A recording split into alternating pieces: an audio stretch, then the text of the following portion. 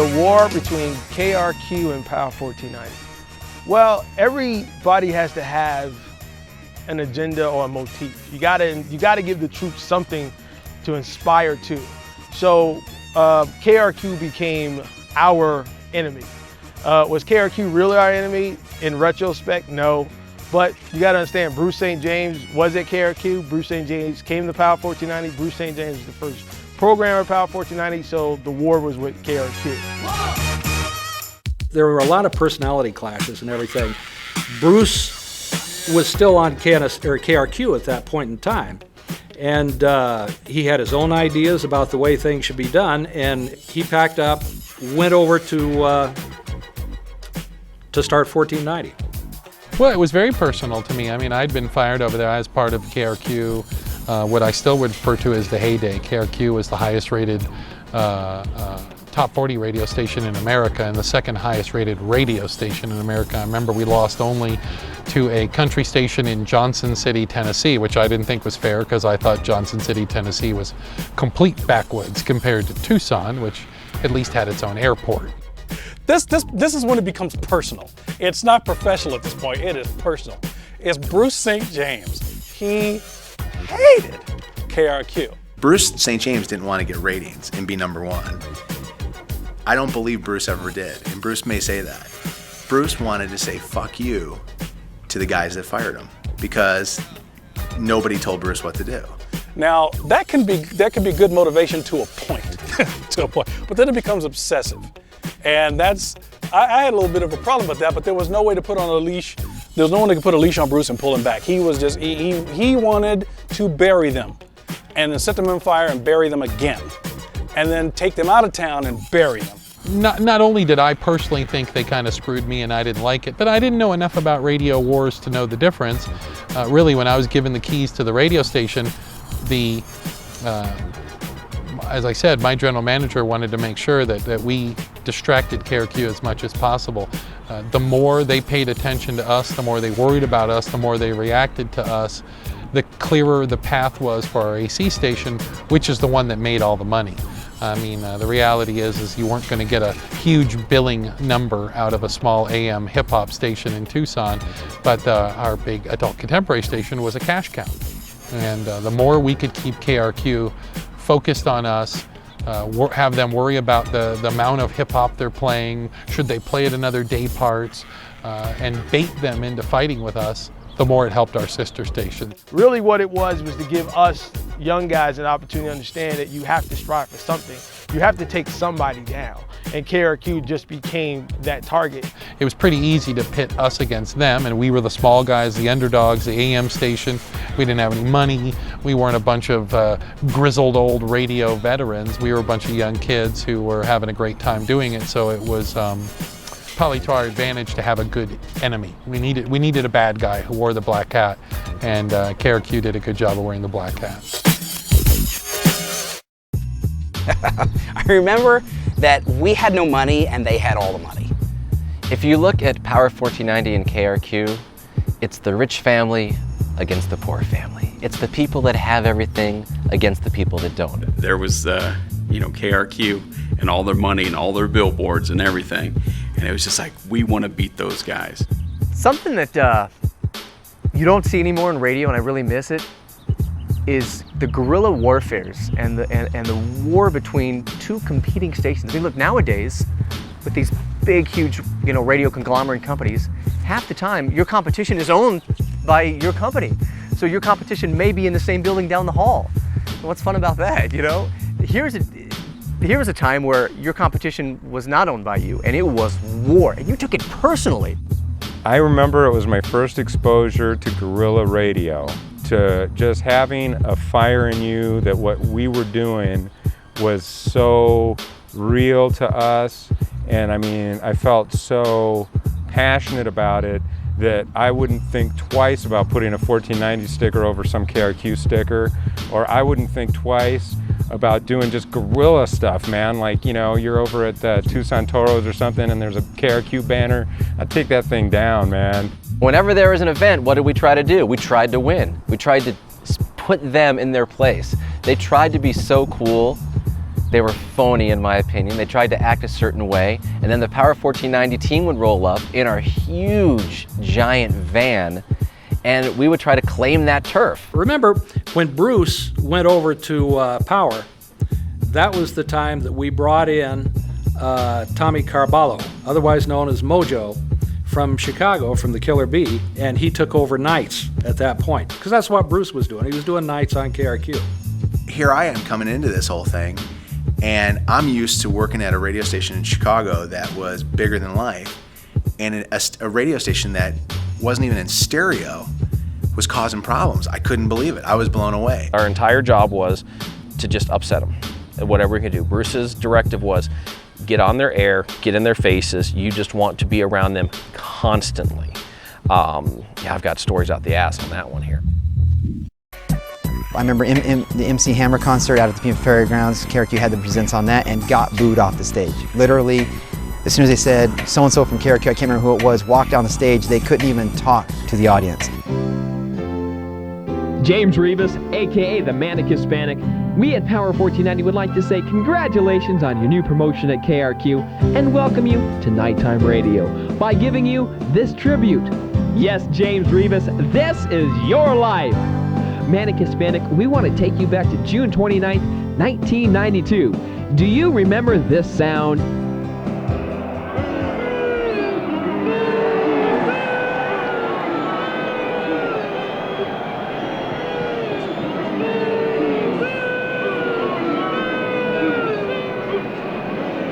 Yes, that's the sound of 7,000 people simultaneously booing you off stage at the Hammer concert. Not only were they booing you off stage, but they were also throwing ice and cups at you. It was fun. At times I thought it went a little too far. It was an interesting rivalry because it was really the listeners fueled that rivalry more than people at the radio station. We just more or less pointed it in the right direction, and Bruce was very aggressive. So yeah, it was awesome. It was frustrating. It was really frustrating. And it took me a while. And I had to call friends and mentors and say, what do I do? What do I do? We did have some crazy times with the different jocks at the radio station. I remember Hilly Holiday and I were at the Pima County Fairgrounds. And KRQ had the best spot for the night. And our listeners were like, well, how come you're not there? You should be there. We're like, well, let's teach you about protesting. So we had a bunch of old movie posters, and we got a big pen, and we gave it to them, and they wrote a bunch of really nasty things on the poster board. I'm like, just wait till he puts the microphone to his mouth and he starts talking, go off. Well, they went off, and 4-letter bombs just raining down all over his airwaves, holding up signs. Next thing I know, we had the police there. I was banned from the Pima County Fair for life.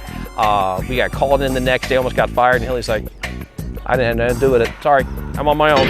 Power 1490 jams today's hottest music. Keller Keith, thank you everybody who came out to the Pima County Fair over the past 2 weeks. You made it all a great experience. And those you guys on Friday, you all know who you are. Thanks a lot for coming out. We got kicked out of the fair on Friday. It's a long story, and I'm sure you don't want to know about it. Brand new from Gabrielle called I Wish. It's on your power station. We did this promotion where we had one pair of Dr. Dre tickets. And at the time, KRQ had just launched a slap a bumper sticker on your car promotion, and we'll, give you money if we see a sticker on your car. It was called Get Sticky or something like that. And so we made it our goal to collect all of their bumper stickers before they actually hit the street. So we ran a promotion that was bring us your bumper stickers, and the person who brings the most bumper stickers will get a pair of Dr. Dre tickets. So we literally got thousands of KRQ bumper stickers, which we later on down the road turn them into a big sticker ball. If you bring us or if you bring Kid Marconi or anybody down there, one of those big ugly Q stickers. Oh, those big huge yellow deals? The ugly things that look like a giant bumblebee with hormone problems. Yeah. You'll give them a Power 1490 sticker. I will. It'll be a trade thing, okay? Or the biggest thing I can remember is we had a big concert at the TCC, and KRQ had the presents. They had all the vans and all the banners and everything out front, and we were relegated to the garbage dumpsters in the back. We look great, station looks great, and all of a sudden 1490 pulls up. I took a a bag of tapes and CDs up to the top level with a bullhorn. And again, people didn't know we're down there, and I just went and stood up right next to the KRQ guy and said, hey, Power 1490's downstairs, and I just started throwing stuff out. And you see these mass groups of people buy KRQ, and then all of a sudden they all leave and they go over to 1490. And it was the biggest ego blow. They followed me down like a Pied Piper. We get down there, and next thing I know, the promoter starts pulling out the acts. And so the Power 1490 van that we had at a time had a big cage on it. The acts were getting up on top of the power van and doing a little performance. Obviously that's frustrating because you're looking like, you feel like, and this is ego, that your station is the big dog and you've got this other station, kind of gnawing at your side. And then they set up a tent that is as big as your tent and a presence that's at some level bigger than your presence. That was frustrating. That was frustrating for us. What a unique organic time to say, you know what? Yeah, KRQ's up there, but I've got tag team here doing a little whoop, there it is on top of the power van, and people are just going nuts. I think that was the moment that I realized that they had something special. And it was really tough. It was tough to deal with. Doing stuff like calling the jock on the air on KRQ and just jacking them, just talking smack. Power 1490 jams today's hottest music.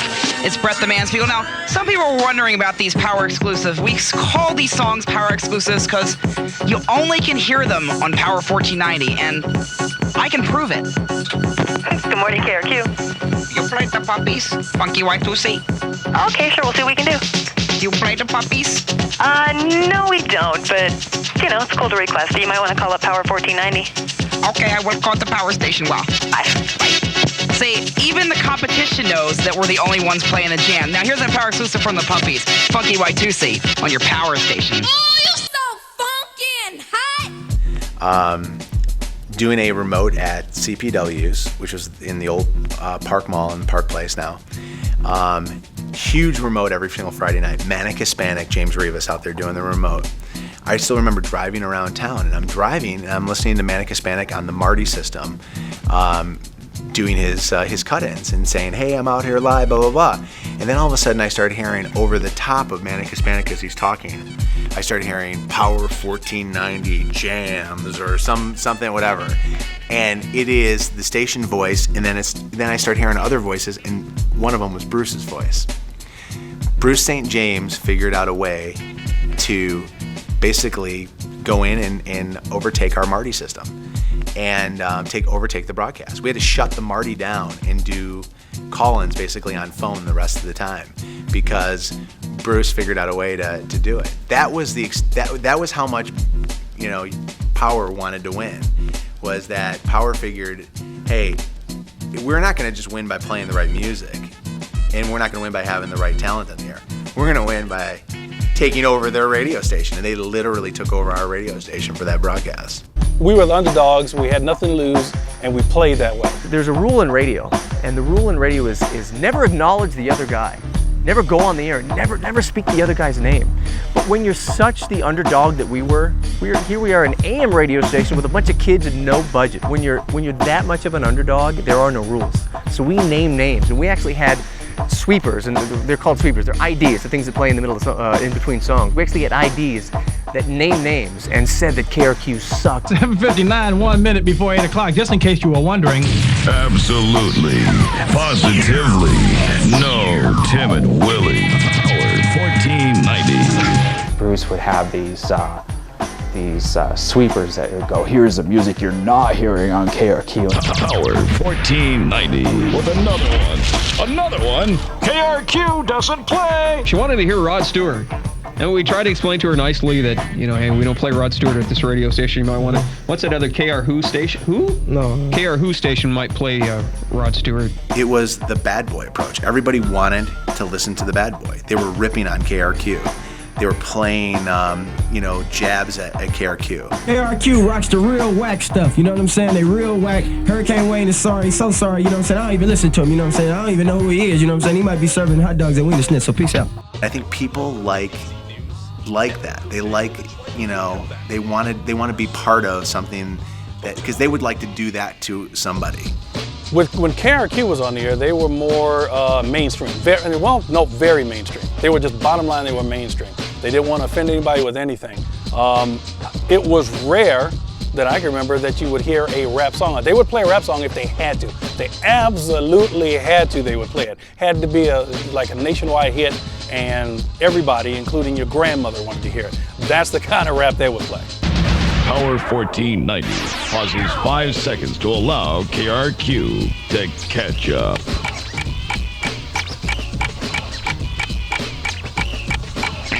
Power 1490.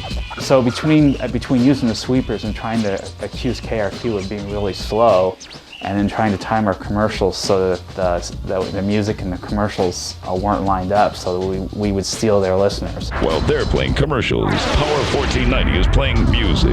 Go ahead and check. We'll wait. Power 1490. Less talk, more jam. We had the radio to see what they were playing, and we turned it down and see what they were doing, and I'm sure they did. You know, maybe I still practice now. I don't know. You're listening to your competition to see what they're talking about, you know. And we kept track of them, and we saw them change too, because we were now the front runner. They had to adjust to what we were doing. As a radio guy and a music guy, I thought what 1490 was doing musically was fantastic. And to be honest, at some level, I was a little jealous. Something really started to happen as Power 1490 started to gain traction inside Tucson, within the streets.